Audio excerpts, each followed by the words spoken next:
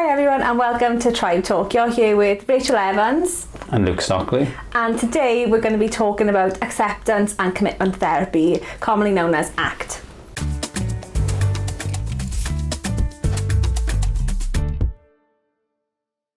So today we're going to be exploring what ACT actually is, how it can be beneficial when working with children and families, but most importantly, how practitioners can begin to apply it to their everyday practice. So today on the podcast, we're joined by Luke Stockley, who's also a behaviour analyst and a colleague of ours, who specialises or is really passionate about acceptance and commitment therapy and how that can be used to support our clients. But Luke, tell us a little bit about your background and how you kind of found ACT and practice it, with the clients that you work with. Yeah, okay, so like most people here, I actually come from a background of working with children with autism and early intervention. And basically, whilst doing our behaviour analysis, it was very focused on the things around us, the things we want to change in the environment. It didn't seem to offer much in the way of thoughts and feelings until coming across ACT. And obviously, that does give some insight into, when we're all feeling those all too human emotions, how do we manage those and still behave in the ways we want to behave. So I found ACT through that. So let's get into it then, Luke. Let's first open our discussion around what is ACT. Like, if you were to describe ACT to the next person, like how would you describe it? ACT, it stands for Acceptance and Commitment Therapy, we should start with probably.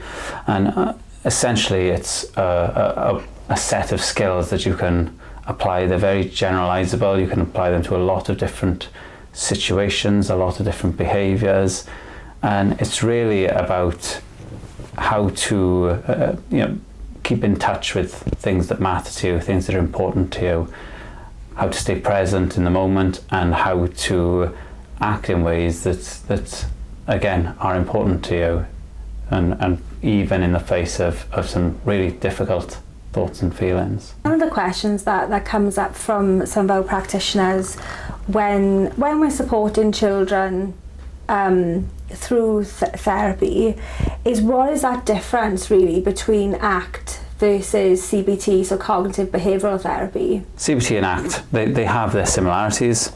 ACT kind of like owes a lot, I guess, to cognitive behaviour therapy. I think one has a rather big difference is CBT tends to focus on when there are challenging thoughts or feelings. There may be strategies like looking for the evidence as to, is this thought true or is this thought false, and similar practices where ACT kind of does away with all of that and takes the stance of whether or not it's true or false, this is a difficult thought or feeling, and if it's going to keep coming back, even if you know it's true or even if you know it's false, it's going to impact you regardless. So it's more around how can you experience that and make a little bit of room for experiencing that, knowing it's going to keep coming back.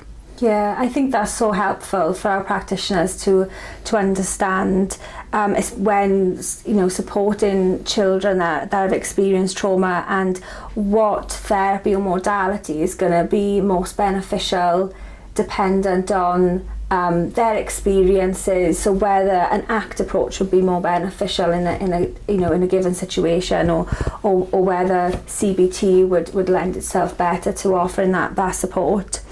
But you brought up a point in terms of exploring the differences between ACT and CBT, and I suppose when people know a little bit more about ACT, one of those misconceptions is, do I just need to accept that difficult situation then, or I just got to put up with those things?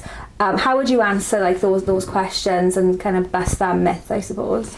Yeah, I mean, acceptance, doesn't mean life is hard and that's it. You just got to deal with it. You just got to put a smile on. Quite the opposite. I think one thing I try to, an example I try to give when I'm doing any trainings and things like that is around if we're in a hot room and you know, the windows are closed and you're wearing a jumper and you're feeling very hot and sweaty and you're uncomfortable, I'm not going to be saying to you like, well, this is the perfect time to practice ACT, because it's not. This is the perfect time to open a window. This is the perfect time to take your jumper off. If there are things you can be doing to improve your situation, we should be doing them. But there is an area where that only works so far. Maybe there are certain things within your control, but there are other things outside your control. And one of those things outside your control is often the thoughts or feelings that come to us. ACT, I try to support with an understanding that if there's something we can change, let's change it. If there's not something we can change, let's strengthen some skills that will help us to deal with those things. And sometimes when you're practicing ACT, some of those difficult thoughts or feelings do go away, but that's not the main aim of ACT. The main aim of ACT is to allow ourselves to feel those difficult things and to do things that matter. Yeah, I think that we've reached a point where it's probably a good time to go through like how ACT can benefit, how it can benefit like different people, and maybe different difficulties or mental health difficulties that people would be experiencing. So who can ACT really benefit, and in what situations?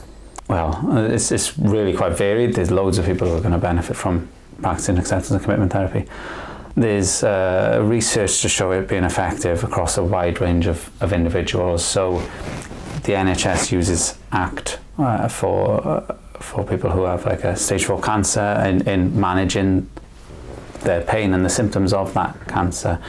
There's a wide range of populations, famous sports individuals I know use ACT in their practice to kind of like remain focused and present in the moment while you've got thousands of people looking on and the pressure of all those expectations and hopes.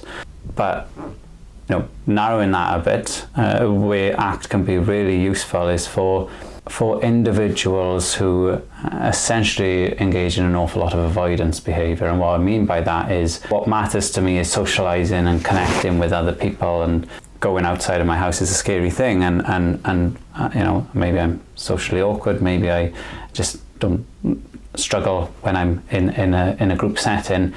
And so I feel these anxious feelings coming up to going out, and I decide I'm not going to go out, I'd rather stay in.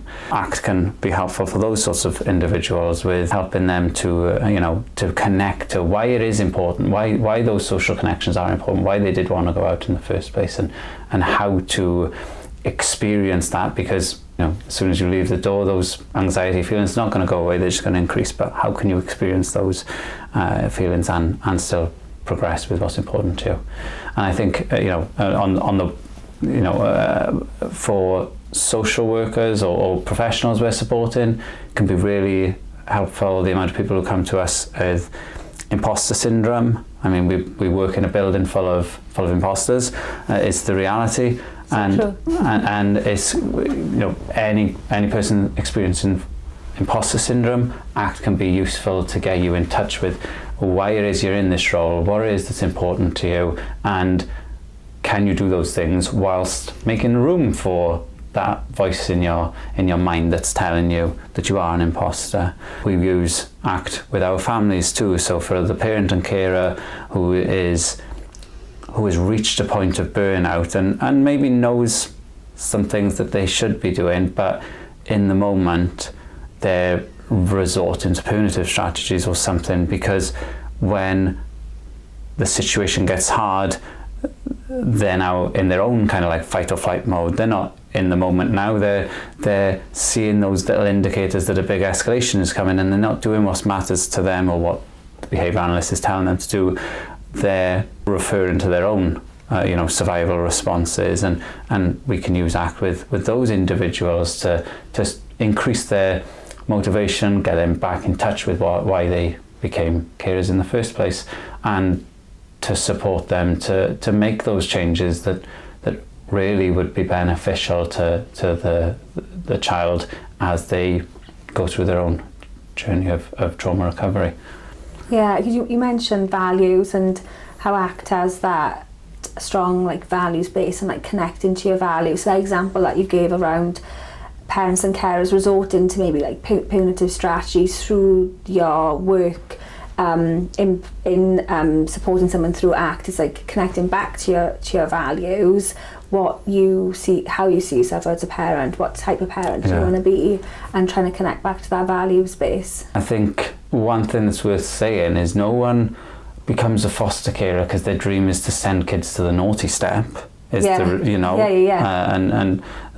so I think what often happens is people who adopt, people who become foster carers, people who work in residential homes, there are reasons they've progressing into that into those areas, and some of them might come with their own difficulties, and some of them might be like really quite straightforward, but the point being that the things happen to bring you where you are now, to make these choices, to want to be in these situations, but life kind of gets on top of you, and that we talk about the mind a lot in ACT, but as a kind of like problem solving machine, and it's always looking out for the next thing to be responding to. We can kind of like lose touch with the moment, but also lose touch with the things that actually made us want to be here in the first place. So ACT can be helpful to reignite that passion and to remember, if the reason I got into this role was because I wanted to help people when this child is escalating, what can I do in the moment to be helpful? And I think it's really important to note, we talk about values, we're not talking about how we value other people perceiving us as such, and if we're talking about a value of respect, it's not that I'm so focused on everyone respecting me. Actually, we're talking about how do I put that respect out. Yeah. So it's more about like what are the actions I can do in relation to those values, because in these roles often so much does feel out of our control, and as behaviour analysts we know there's a lot that's actually in our control, but as carers we can often get to a situation where maybe you feel that there's a lot that's out of your control, but ACT might give you a little glimpse into what you can be doing differently and what is still within your control during those moments of heightened escalation. And similarly, with for our practitioners that are listening, and this is what we really want to get into today, isn't it? How ACT can be beneficial in our practice as practitioners. So just to kind of set that scene, isn't it? We are working in a field where we are supporting children that are care experienced, that have experienced significant trauma, complex trauma. And practitioners that are running heavy caseloads, managing all of that. And we definitely can see, this is why we wanted to put this podcast out, is how ACT can be beneficial in those spaces, for practitioners that are working in this field. Yeah, absolutely. And I think we tend to apply it on the daily. I mean, if I'm being completely honest, I didn't particularly want to do this podcast. I think my voice is a little bit boring for a podcast, and I'm getting all these anxieties and thoughts and feelings before coming on here, and I can either book something else in my calendar and run away, or I can contribute to what is out there for professionals and carers, and alert them to the fact that there is this really cool strategy that they can be incorporating, and to do that I need to experience a bit of discomfort, and that's okay. Yeah. Do you want to talk us through like how you've supported some practitioners using ACT in what situations that it's been beneficial, and how it's benefited the practitioners that you've supported? Well, again, we've delivered several trainings to professionals, practitioners, and ACT is there are several different components to ACT. There's lots of different little things that like you want to be ticking off to be using ACT effectively, but something really simple, like a practitioner, whether that's a therapist, something I've done in my own practice, or whether it's a social worker going on a visit, or we often have to meet people in difficult situations, we have to deliver difficult information, and there will often be maybe that voice in your head saying, that you're not good enough, that you're not the best person for this, that someone else should be doing it. Or maybe there'll be those difficult thoughts or feelings coming up, as I said, anxiety on the way to a session or things like that. And maybe you do notice that a big part of you wants to find a reason why you shouldn't be the one to do this, find a reason why you need to busy yourself and do something else, or put it off until the next time. And in those moments, again, the reality being, as long as you're going to be doing this sort of role, you are going to be experiencing some anxiety around it. Maybe over time that'll reduce, but over time is a long time away right now. So in the moment, things that can help are to just kind of like notice that. Again, acceptance and commitment therapy, that acceptance. So what is my body telling me right now? What is my mind telling me? What am I feeling in my body? And where am I feeling it? You know, we tend to have these thoughts around anxiety or sadness or anger as these negative feelings, and we don't want them, so we try pushing them away. But actually genuinely, investigate, like you've never experienced that thought or feeling before. What is it? Where am I feeling it? Where is this discomfort? Even doing that is a massive step. It's something that most people would not want to do. And again, that's not necessarily to say it will go away, but notice these thoughts, notice these feelings. There are a lot of strategies that can be helpful. The biggest one I use is thanking your mind, which is essentially that acknowledgement that your mind is not trying to be nasty or mean to you. Your mind is trying to protect you. Yeah. It's saying, this is a scary situation, you don't want to be in this, can you get away? Just like years and years ago, living on the land, we would have seen predators and our minds would be telling us you need to run. It's doing the exact same thing, only now that big scary predator is now words, essentially, that we've attached meaning to. But essentially, when I notice my mind telling me that I can't do this, or someone else should do this, or I don't want to do this, I acknowledge it. Thanks mind, I can see you're trying to protect me, but I connect to my value. I want to help people, and this is how I'm going to help people. So it's that kind of like that grounding in the moment, being present, and there's lots of things we can do around that. The noticing, if you're struggling, when I say like notice what those thoughts and feelings are in your body, if you're struggling to connect to that difficult thought or feeling, is feeling overwhelming, okay, just shift your awareness to another part of your body for a moment. Yeah, your heart is beating very fast. What are your feet doing right now? Notice where they are on the ground. Push into the ground a little bit. Then come back to notice your breathing. Is it fast? Is it slow? And keep going round and round and noticing things to connect to the present moment. I think when you just started talking and giving some examples of, I think lots of our practitioners, our social work practitioners that we work with would resonate with that feeling of, I've got to deliver a difficult piece of news to this child. I don't want to do this. How am I going to do this? And that brings up a lot of feelings of avoidance. This is scary. I don't know how they're going to take it. So whether they're delivering news that a child has got to move on to another placement, or delivering something difficult about a bereavement. So I think what you just shared there is it's important to kind of acknowledge, isn't it, what like your mind and your body's doing at that time, and then using some of those techniques that you just said. Yeah. How to ground and how to bring you back to that like value space. Yeah, and it can help with like the reality being, if you're that in your mind when those conversations are going on, if you're that worried about how are they going to take it, how do I deliver, and if you're that in your mind about all these difficult thoughts and feelings you're having, you're not really with the child anymore, if you see what I mean. And so again, those practices of grounding, of being present, of noticing what's going on around you, of noticing how they're receiving that information, is naturally more conducive to validating their thoughts and feelings and being there for them, than in constantly just living in your mind and giving that kind of like radio the free rein in your head while the young person just receives some difficult news. Yeah. Okay, Luke, so we always finish the podcast with like a question from a parent or a carer or practitioner. But I suppose I think I'd like to end the podcast today with you sharing like what is one of those things that you would want practitioners to remember about this podcast and take away from this podcast to help them in their day-to-day practice.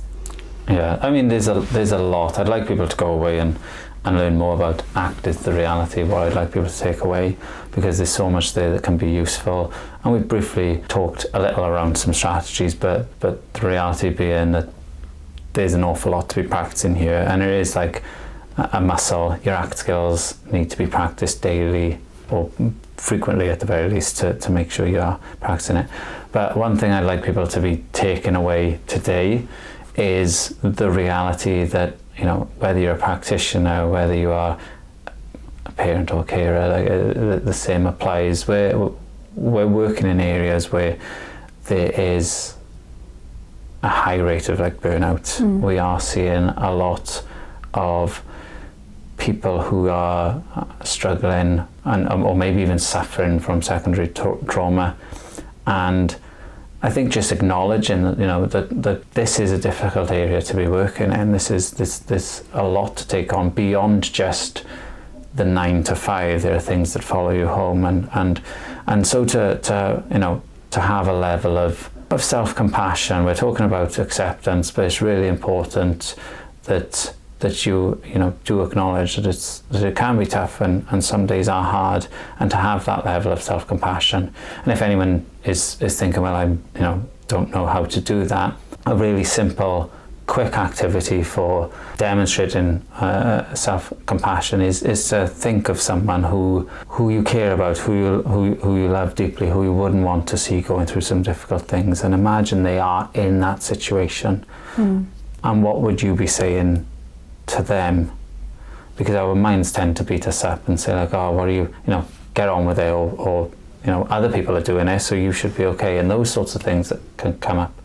But imagine that someone you care about is going through it. Have a think about what it is you would like to be saying to them, and then take them out of that situation and put yourself in there and say that to yourself. Tell yourself those things. So that is the end of our podcast for today, and I don't think we've even kind of like scratched the surface of Luke and like everything that you want to talk about in terms of ACT. But we really wanted to put a podcast on that specifically spoke to practitioners and how we can use ACT and ACT techniques to support us in our day-to-day practice, given, you know, the difficulties that we come up against in our practice. And like you were talking about compassion, like we all come into these roles because we want to make a difference, and we want to support the children, the young people and the families that we're working with. And I know you've got a lot more to say on this topic, so we'll definitely do some more podcasts around ACT in different how it can be beneficial for different people, and I know you've got lots of techniques and activities you want to talk about as well.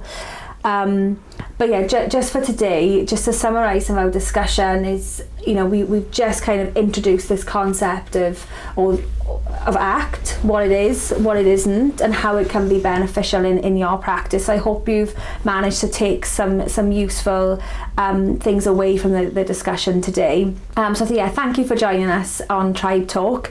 If you do want to know any more information about trauma-informed care in practice, then subscribe to Tribe Talk.